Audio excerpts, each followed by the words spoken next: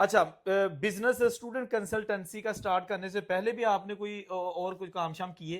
देखो, जब शुरू में जाते हैं ना, बल्कि मैं कहूँगा कि 99% जो लोग जाते हैं ना, उनको टैक्सी और सिक्योरिटी करनी पड़ती है शुरू में। बिल्कुल और ठीक वो है। हमने भी की है, सिक्योरिटी का भी किया है और टैक्सी भी चलाई है। उस टैक्सी के बाद फिर 2008 से हमने ये काम शुरू किया। हाय साहब, अभी स्टूडेंट वीज़े के हवाले से ऑस्ट्रेलिया कहाँ स्टैंड करता है? यानी पाकिस्तानियों के वीज़े जो है ना, वो पिछले 10 साल पहले की बात की जाए और अभी 2026 की जाए, तो क्या रेशियो है, क्या सिचुएशन है? बिग डिफरेंस है।